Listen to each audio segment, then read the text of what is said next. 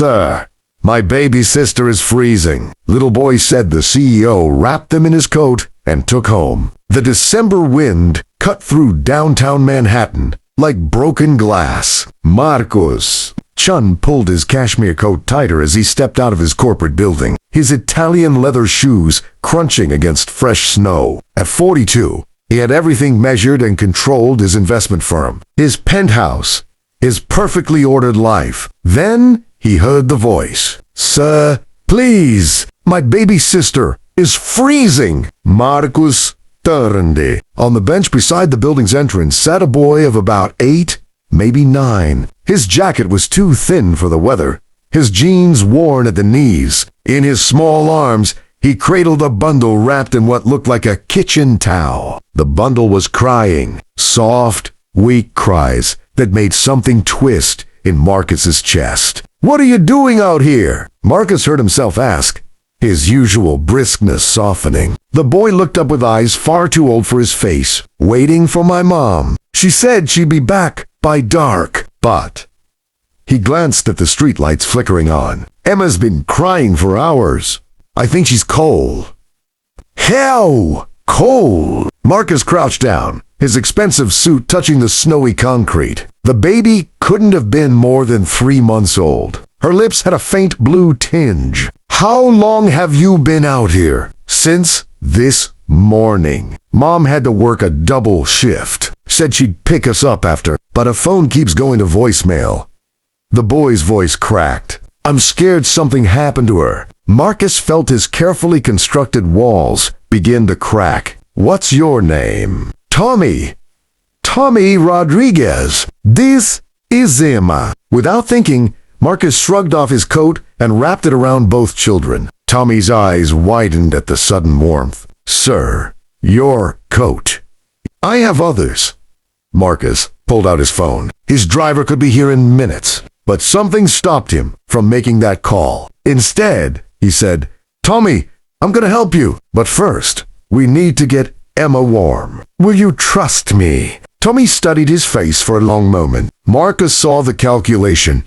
There, the wariness of a child who'd learned. Too young that not all adults could be trusted. But he also saw desperation. Okay, Tommy whispered. Marcus scooped up both children. Emma weighed almost nothing. Tommy held on tight, and Marcus could feel the boy trembling from cold or fear. He couldn't tell. His penthouse was 12 blocks away. Marcus walked every step, holding these 2 small lives against his chest, feeling their heartbeats through the expensive fabric of his shirt. Pioplu Esther. Let them. In the elevator of his building, Tommy looked around with wonder. You live here. Top floor. Are you rich? Marcus almost smiled. I suppose I am. Then why'd you stop? Rich people don't usually stop. The question hit Marcus harder than it should have, because the boy was right.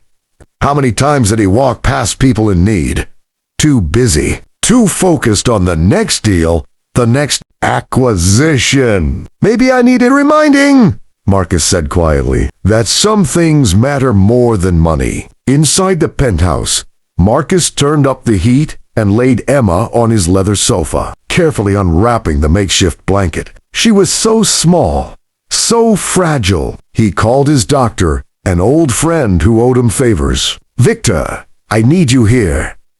Now, I have an infant who's been in the cold too long. While they waited, Marcus heated milk and fed Emma with a bottle he had his assistant rush over. Tommy watched everything with those careful, guarded eyes. You know how to do that? Tommy asked as Marcus held Emma at just the right angle. I had a daughter once.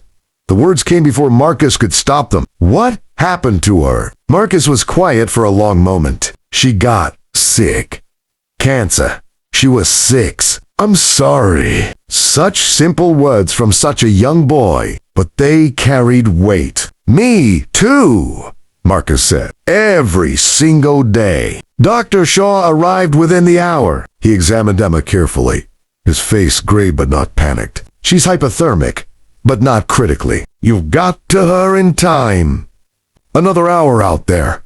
He didn't finish the sentence. While Shar tended to Emma, Marcus sat with Tommy at the kitchen counter. The boy devoured 3 sandwiches and 2 glasses of milk. "When did you last eat?" Marcus asked. "Yesterday morning. Mom left us cereal." Marcus's jaw tightened.